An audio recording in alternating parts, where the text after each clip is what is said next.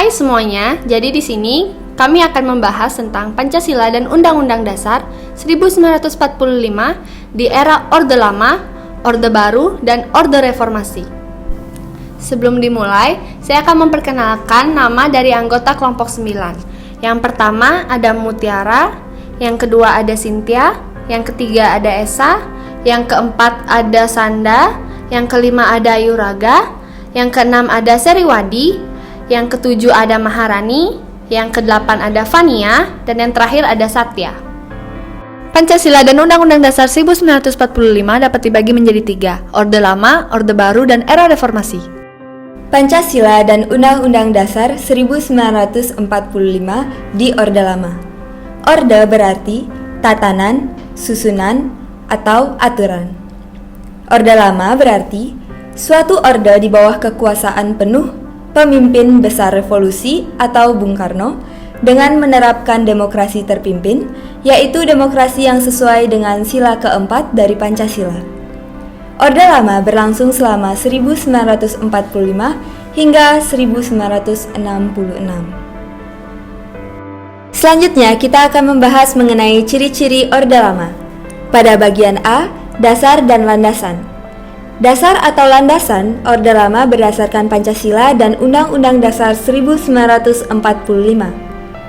Sebagai landasan ideologi dasar sebuah negara atau ideal adalah Pancasila. Sedangkan landasan strukturalnya adalah pemerintahan yang stabil sesuai dengan Undang-Undang Dasar 1945. Pada bagian B, kita membahas mengenai tujuan dari Orde Lama. Tujuan dari Orde Lama adalah kerangka tujuan revolusi Indonesia, yaitu yang pertama, pembentukan suatu negara kesatuan Republik Indonesia yang berbentuk negara kesatuan dan negara kebangsaan.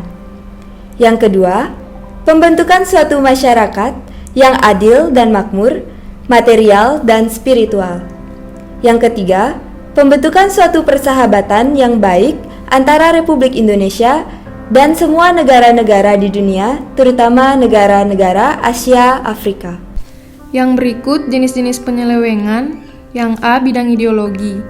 Pancasila diperas menjadi trisila atau sosionasionalisme, sosiodemokratif, dan ketuhanan. Kemudian diperas lagi menjadi ekasila, yaitu gotong royong. Selanjutnya, Pancasila diubah menjadi konsepsi nasakom atau nasionalis agama dan komunis. Yang berikut B. Bidang konstitusi. Presiden menjadi pusat segala kekuasaan sehingga mengaburkan fungsi dan wewenang badan legislatif, eksekutif, dan yudikatif. Contohnya timbulnya Penpres yang menyalahi Undang-Undang Dasar 1945. Presiden membubarkan DPR hasil pemilu 1955, adanya hukum revolusi. Yang berikut C. Bidang sosial dan politik. Masyarakat Indonesia dibagi-bagi menjadi beberapa golongan dengan poros nasakom, yaitu golongan nasionalis, golongan agama, dan golongan komunis. Yang berikut D. Bidang ekonomi. Terjadi banyak korupsi di kalangan pemerintahan, terutama di tingkat atas, salah urus dan manipulasi. Yang berikutnya C. Bidang moral dan agama. Terjadinya krisis dan dekadensi moral, kemerosotan akhlak masyarakat, terutama di kalangan pimpinan dan atasan. B. Pancasila Undang-Undang Dasar 1945 di Orde Baru. Pengertiannya, orde berarti tatanan, susunan, atau aturan. Sedangkan Orde Baru adalah suatu tatanan kehidupan baru dan sikap mental baru yang berdasarkan Pancasila dan Undang-Undang Dasar 1945 yang pelaksanaannya secara konstitusional. Nah, selanjutnya kita akan membahas tentang ciri-ciri Orde Baru. Ciri-ciri Orde Baru yang pertama yaitu dasar atau landasan Pancasila dan Undang-Undang Dasar 1945. Yang kedua, landasan ideal adalah Pancasila. Yang ketiga, landasan konstitusional adalah Undang-Undang Dasar 1945. Yang keempat adalah landasan strukturil Kabinet Ampera. Dan yang terakhir adalah landasan operasional ketetapan MPRS sejak Sidang Umum 4 tahun 1966. Selanjutnya kita akan membahas tentang tujuan dari Orde Baru. yaitu untuk menegakkan kebenaran dan keadilan demi Ampera, demi Tritua, di mana demi Tritua yang dimaksud di sini adalah pembubaran PKI, reshuffle kabinet Dwikora, dan penurunan harga diri. Kemudian yang terakhir yaitu demi Hanura.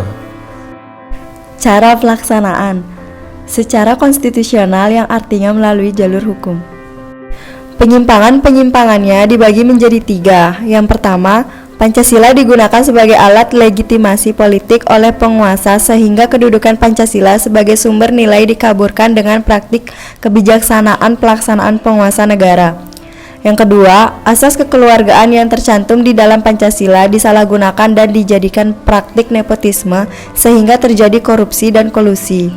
Yang ketiga, pemerintahan yang dipilih rakyat tidak menjalankan tugasnya untuk kepentingan rakyat akan tetapi untuk kepentingan penguasa dan kroninya. C. Pancasila Undang-Undang Dasar 1945 di era reformasi. Pancasila dan Undang-Undang Dasar 1945 di era reformasi.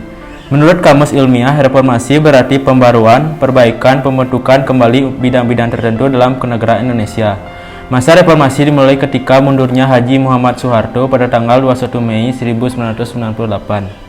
Krisis ekonomi dan moneter yang sedang dilanda kawasan Asia, di mana dengan adanya krisis tersebut menunjukkan bahwa fundamental ekonomi Indonesia sangat rapuh. Profesor Dr. B.J. Habibie membentuk Kabinet Reformasi Pembangunan. Pada masa pemerintahan inilah yang merupakan pemerintahan transisi yang akan mengantarkan rakyat Indonesia untuk melakukan reformasi secara menyeluruh. Selanjutnya ada 3 bidang di era reformasi. Yang pertama ada reformasi di bidang hukum, yang kedua ada reformasi di bidang politik, dan yang ketiga ada reformasi di bidang ekonomi. Yang pertama, reformasi di bidang hukum. Di era reformasi ini, hukum harus berlandaskan nilai-nilai Pancasila sebagai kerangka berpikir. Johan Galtung berpendapat bahwa suatu perubahan serta pengembangan secara ilmiah harus mempertimbangkan 3 unsur, yaitu nilai teori atau norma dan nilai fakta. Reformasi pada hakikatnya mengembalikan negara-negara pada kekuasaan rakyat. Pelaksanaan hukum harus mampu mewujudkan jaminan keadilan bagi suatu negara. Yang kedua, reformasi di bidang politik. Pancasila sebagai dasar negara, asas kerohanian negara, sebagai sumber nilai dan norma agama. Kehidupan di bidang politik benar-benar dilaksanakan secara demokratis dengan jalan revitalisasi ideologi Pancasila. Yang terakhir ada reformasi di bidang ekonomi. Ekonomi yang berbasis pada ekonomi rakyat, yang dilandasi nilai-nilai Pancasila, yang mengutamakan kesejahteraan seluruh bangsa, yaitu yang pertama, keamanan pangan dan mengembalikan kepercayaan itu dengan secara konsisten menghapuskan KKN serta mengadili oknum.